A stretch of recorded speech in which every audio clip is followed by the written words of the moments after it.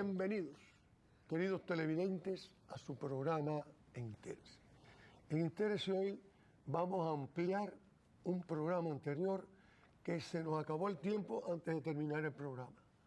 Nos referimos al tema aquel que trató esta brillante amiga, doctora emérito, escritora, de cuanto usted quiera pensar, esos calificativos los tiene ella. Nos referimos a la doctora Mercedes Cros Sandoval, antropóloga. Pues bien, en aquella oportunidad hablamos en líneas generales sobre la cosmovisión. Hoy lo vamos al principio a hablar para que sepan más o menos de qué tema estamos hablando. Y muy importante, vamos a hablar de su libro. El libro que se llama World Wide de Orichas and Santa María. Ahí lo tenemos en pantalla. World View de Orichas and Santería. Fue mal escrito, leído por mí. Escrito por la doctora Mercedes Cros Sandoval. Bienvenida a nuestro programa, doctora. Bueno, discúlpeme que la lectura tan buena mía del inglés, tuve que leerlo 2 veces para que se entendiera lo que estoy diciendo. Ya yo no me acuerdo casi ni del nombre de mi perro, no te preocupes por eso. Así que vamos a este televidente, la introducción basada en el anterior programa. Y ahí seguimos después con los orichas, los yorubes, la santería. Y muy importante, no se pierda hoy, cómo Fidel Castro usó la santería para negociar con África y obtener grandes beneficios con ella. Por eso es que le abrió las puertas totales en Cuba a la santería. O trató, pero bueno, no lo logró. El término cosmovisión lo usan más que nada los historiadores, más que los antropólogos. Y es un término que para mí es muy importante porque a mí me interesa la antropología cultural y sobre todo lo que me interesa es el estudio de los cambios culturales, del sincretismo cultural cuando una cultura se emerge con la otra y el efecto que tiene una cultura sobre la personalidad de las personas que participan de esa cultura. Entonces, ¿qué pasa? Que la cosmovisión es la manera de ver el mundo que tiene una cultura. En estos momentos, en el siglo XXI que estamos viviendo, hay una crisis de cosmovisión. La cosmovisión europea, que ha sido la predominante hasta ahora, ¿verdad? Que ha tenido una orientación religiosa cristiano-hebrea, muy científica, una especie de, pudiéramos decir, de arreglo entre la ciencia y la religión, donde una no discute con la otra, ¿no? O no es que no discuta, no está antagonista con la otra, donde le ha dado una importancia enorme a los derechos individuales, a la libertad.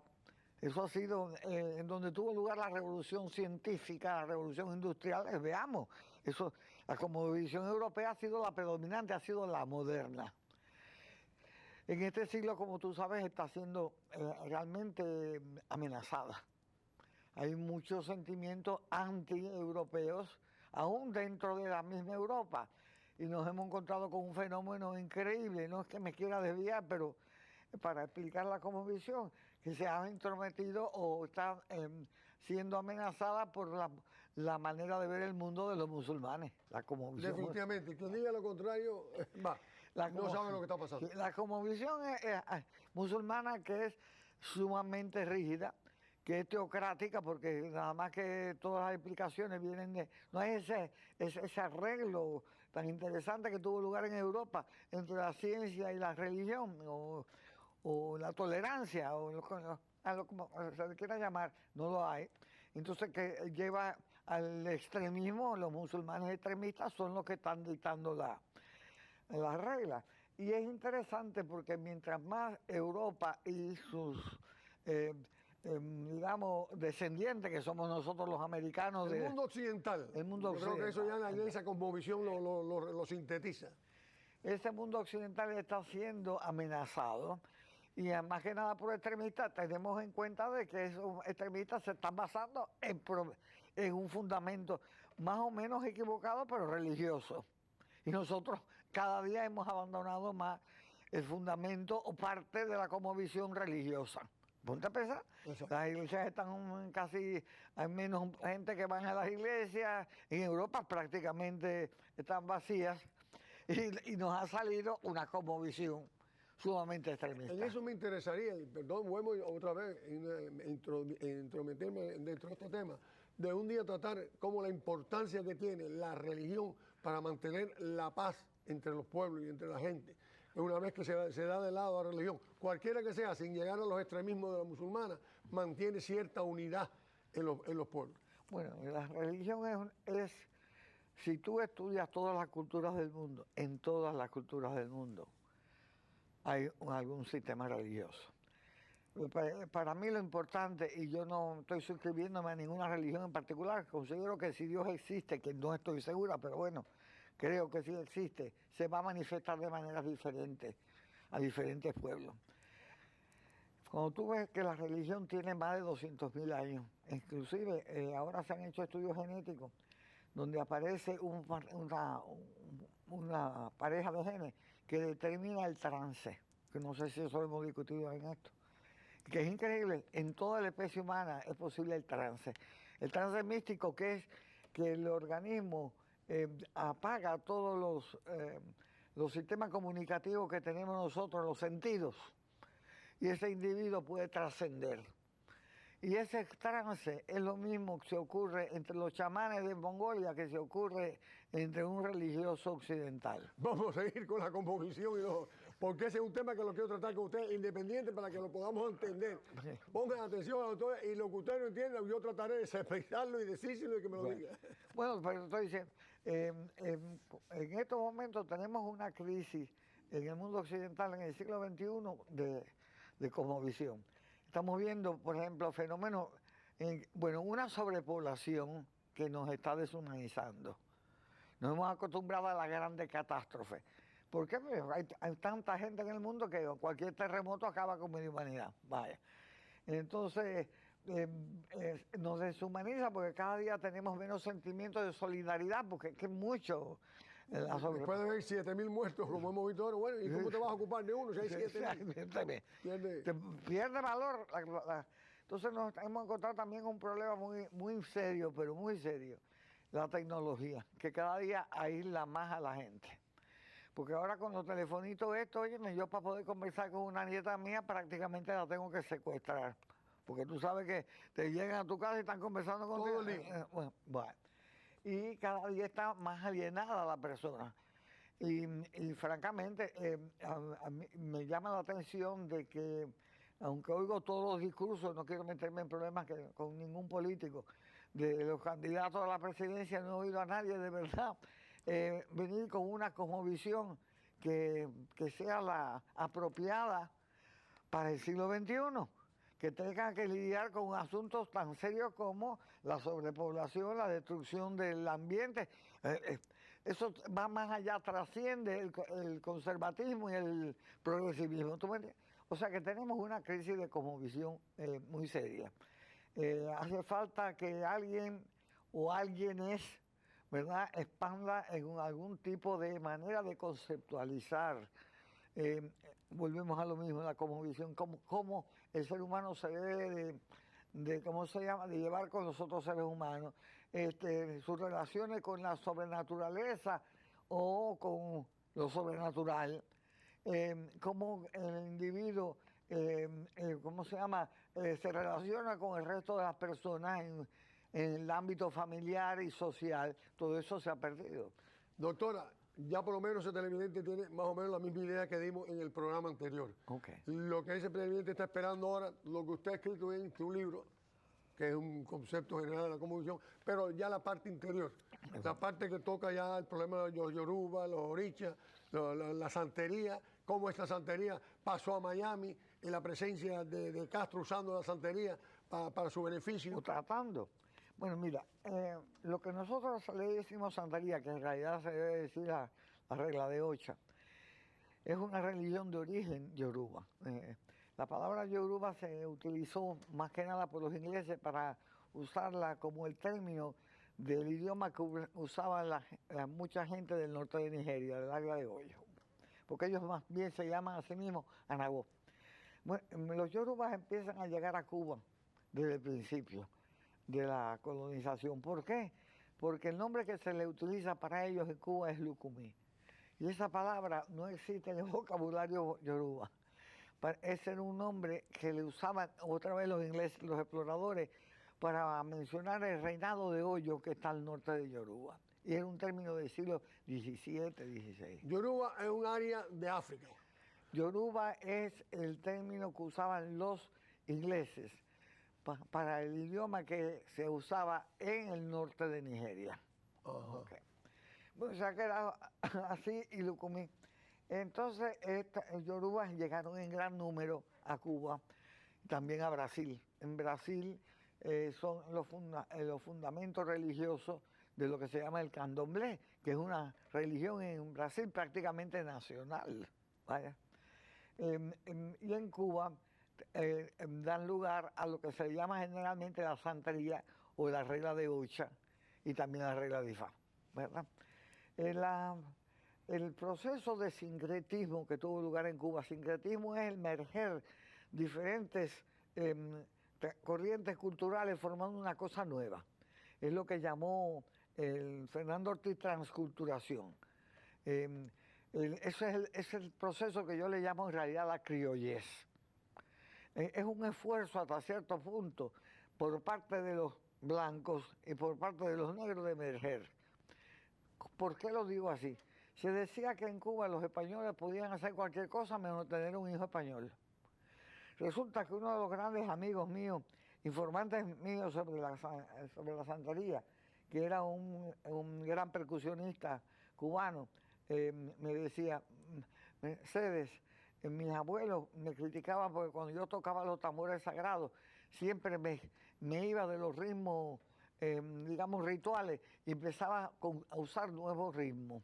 Y yo lo que quería era apelar a todo el mundo, no nada más a los ancestros africanos. Exacto. O sea, es un esfuerzo para la criollez.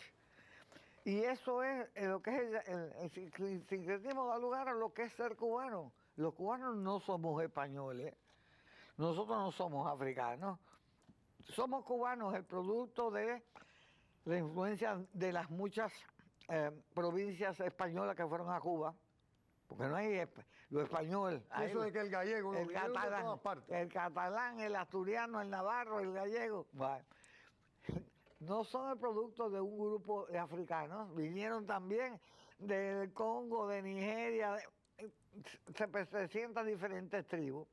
El producto de la influencia de los franceses, que llegaron en gran número, procedentes muchos de Haití, cuando la revolución haitiana, a fines del siglo XVIII, y también algunos de New Orleans, ¿verdad? Pero gran cantidad de franceses, sobre todo al área de Oriente y de Trinidad. La influencia norteamericana, señores, es innegable. 90 millas. Las 90 millas, la tremenda influencia que tuvo el cine norteamericano en Cuba. Yo como mujer me sentía, cuando iba a ver una película mexicana, ya tú sabes que las mujeres eran seducidas por los hombres, aunque fueran más feos que mandarse a correr, pero las mujeres éramos como perdóname, en muchos casos nos ponían como unas moronas mentales. Entonces tú tenías a la otra semana ponían una película de John Crawford que se daba trago y daba bofetadas. Esas mujeres fueron modelos diferentes, ¿verdad? Los norteamericanos tuvieron mucha influencia en la cultura cubana, yucateco, los chinos. La manera de sofreír nosotros el arroz, yo creo que viene de la fonda china, ¿verdad? O sea que somos lo más importante, que en un periodo de tiempo muy corto, durante el siglo XIX, es el tiempo de la gran inmigración a Cuba, donde vienen todos los españoles prácticamente del norte de España. ¿Y por qué vinieron preferentemente en el siglo XIX? Porque cuando en el siglo XIX ya la América Latina, en el año 1825, se había liberado de España, los emigrantes españoles preferían ir a Cuba, que está bajo la corona española. Tengo entendido, creo que usted nombra eso en su libro, que eso crea una clase media en Cuba, entre negros y hispanos, o una clase media negra, porque mejora de economía el negro producto de esa llegada española. El negro mejora en Cuba, hay muchos factores. La esclavitud en Cuba hasta el siglo XVIII no fue tan cruenta porque no había gran cantidad de esclavos. En el siglo XIX se implanta en Cuba el sistema de grandes plantaciones, pero se incrementa, más que nada de café y de azúcar. Y se empieza a traer gran cantidad de negros de esclavos. Eso coincide con el hecho de que Inglaterra le dicta una política en contra de la trata de esclavos, o sea, el comercio de esclavos.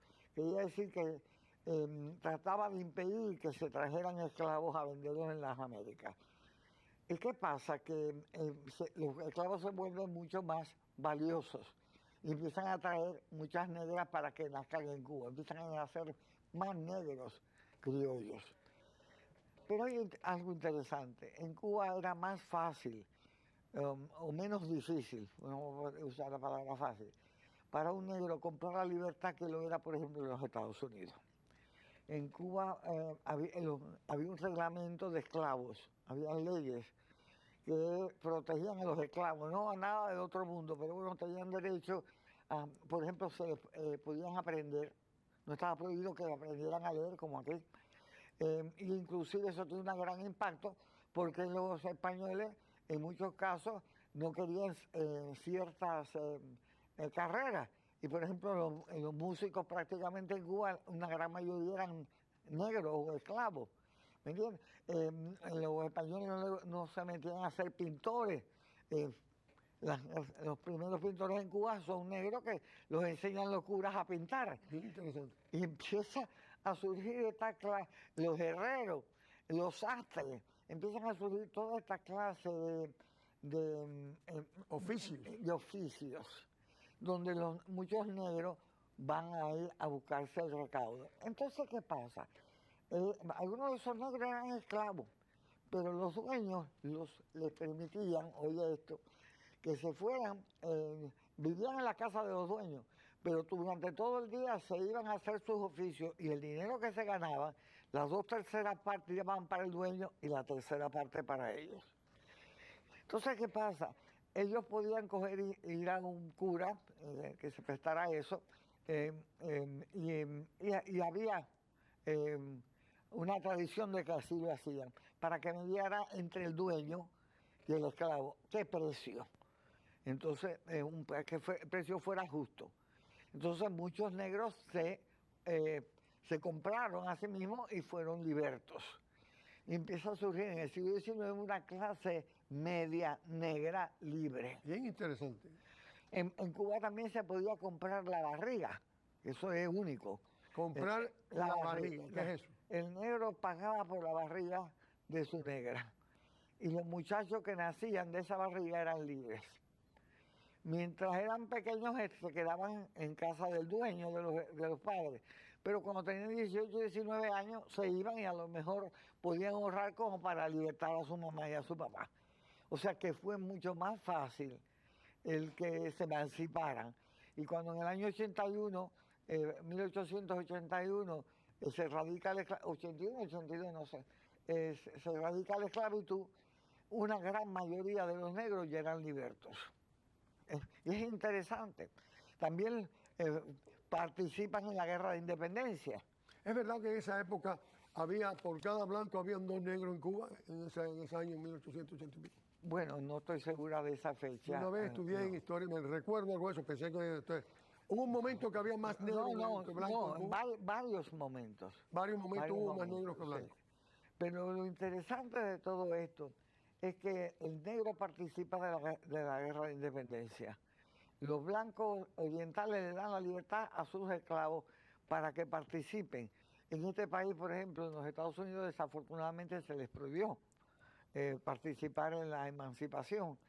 Y es más, cuando hay el Pacto de San Juan para acabar con la Primera Guerra Libertadora de los 10 años, los mambises estipularon que todos los negros que habían participado eran libres y que había que respetarlos. Y los chinos, que también habían chinos, que en Cuba ha habido de todo, en el Ejército Libertador, que eran libertos. Entonces, ¿el chino hasta ese momento era esclavo en Cuba? No, era lo que le dicen indenture, es una especie de semiesclavitud, pero no era esclavo pero muy parecido. Y entonces se les dio la libertad. De una manera o de otra surge una clase media negra vibrante en las ciudades, en La Habana, por ejemplo, muy interesante. Tú nada más te tienes que encontrar, por ejemplo, con Brindis de Sala, un negro que era un violinista que recorrió el mundo entero, se casó con una noble alemana, tocaba Beethoven como nadie, después sale White, el que compuso La Bella Cubana, Exacto. también negro, tremendo músico, y así surgen muchísimas negros artistas, sobre todo en la música, se destacan, pero eran en los oficios. En los oficios más que nada, la sastrería, ¿cómo se llama? Em, Mueblería, todo ese tipo de oficios lo hacían los negros. Doctora, es que usted en cada tema hay que darle media hora, no, una hora en cada tema. No. El otro tema, porque es que quiero que este televidente ahora sí aproveche esto. ¿Cómo fue este problema de la santería creciendo y cómo es que la santería, ya vamos más a actualizar esto, pasa aquí a Miami, a Estados Unidos, pero específicamente a Miami? Mira, la santería hasta el año 50 era una religión minoritaria. En parte de Cuba se le desconocía. Más que nada estaba concentrada en el área de La Habana y de Matanzas. Esa es el área. ¿Hasta qué año? ¿Hasta el 59? Hasta el año 50. En Oriente llegó un individuo a principios del siglo pasado que llevó la santería a Santiago de Cuba, pero no, Rainero, pero no era, no tenía el arraigo que tuvo en La Habana. Pero ¿qué pasa? La religión que le decimos santería es una religión sumamente estructurada y muy atractiva. ¿Qué quiero decir con esto? Con ella no pueden competir. En Cuba siempre, las rituales religiosas cubanas han sido siempre muy interesantes. En Oriente, por ejemplo, yo cuando era una niña me acuerdo que había lo que se decía muertería. Yo no sé si tú sabes lo que era muertería. La gente caía con muertos. Cualquiera venía y caía con muertos. Y entonces cogía y predecía el futuro, curaba gente, hacía 40 cosas. Pero no era una cosa que se aprendía. Y no era una cosa que tuviera estructura. Eso que hemos visto siempre, que le da el santo, Sí, sí. que le dio el santo. Sí, pero cuando tú estás hablando del santo, en la cuestión de la religión ocha, le está cayendo, está siendo posesionado por su origen. Es diferente. La muertería, cualquier muerto venía y te traqueteaba. O sea, la población cubana siempre ha tenido unas tendencias místicas increíbles. Innovación. Y místicas. Había mucho espiritismo en Cuba, sobre todo entre los blancos. Yo no quiero dar los nombres, pero aquí han habido unos cuantos presidentes que eran espiritistas fuertes. Vaya. ¿Qué pasa? Cuando llega el año 59, ya eran mucho más conocidas porque muchos de los cantantes famosos de Cuba eran santeros y hablaban de eso. Nuestra querida Celia era Fue santera. Era santera, pero ¿cómo no? Olga, vamos a lo mismo. Olga Guillot también. Muy interesante. Muchos músicos negros cubanos, habaneros, habían ido para Nueva York y habían formado parte de la orquesta en el New York hispano, ¿no? Y llevaron su santo con ellos, como es lógico y natural. Date cuenta que las ciguarayas, ¿quién no se sabe las ciguarayas? Las ciguarayas, no, y me boté a Guanabacoa en casa de un babalao. Eso era, yo tenía 8 años cuando sacaron esa canción. Entre el ritmo, O sea, a través de la música se introduce la santería cubana en Estados Unidos. En Estados Unidos, sí, señor. Pero entonces, algo más, en el año 59 viene la revolución. Y la revolución, bueno, no vamos a hablar de todas las mentiras que dijeron, pero bueno, no dijeron una sola verdad. Pero acuérdate que de hipócritas que son, salieron con unos, bajaron de la sierra con unos rosarios. Yo cuando lo vi lo encontré rarísimo, pero bueno, nunca había visto en Cuba un hombre con un rosario, pero no importa. Pero ¿qué pasa? Que Fidel Castro quiere terminar con el sistema, sobre todo, de escuelas privadas. ¿Y a quién le va para arriba? A las religiones organizadas que tienen importancia internacional. La regla de Ocha no es una amenaza, porque no tiene, ¿cómo se llama? Poder o relaciones internacionales. Para empezar. Segundo lugar, no hay una jerarquía donde hay un papa o un obispo, no. Casi todos actúan como núcleos prácticamente familiares aislados. No eran tal amenaza, pero sí la persiguió en el sentido de que no le daba permiso para que se reunieran, el ateísmo era predicado, pero no de la forma que, por ejemplo, se hizo con los católicos o con los episcopales. Doctora, en los 3 minutos, tengo que seguir agitando. En los 3 minutos, ¿cómo es que Castro utiliza esa religión para hacer sus relaciones con África? Bueno. 3 minutos. Castro tenía ambiciones internacionales, sobre todo expansivas en África. Se metió en Angola, se metió en el Congo, donde quiera que hay. En varias ocasiones él sacaba a la santería como una cosa que él apoyaba, que no lo hizo. Pero en los años 80 él hizo una conferencia en La Habana de babalaos. Los babalaos, como tú sabes, son los sacerdotes de Ifá, y invitó a muchos del África. Entre ellos vino Abimbola, que es un individuo que es presidente de la Universidad de Lagos, no sé si todavía está vivo, un hombre sumamente culto, de una familia prominente. Yo no fui, porque no tengo nada que buscar en Cuba, pero me contó Abimbola, unos años después que yo estuve con él en Puerto Rico, que en realidad Castro lo que estaba era tratando de utilizar eso para conseguir que Nigeria le vendiera el petróleo más barato. O sea, utilizó como ha utilizado todo. A todo el mundo. A todos. Él ha utilizado a los católicos, pero a los santeros también trató. Y además creó una asociación yoruba para controlar la letra del año.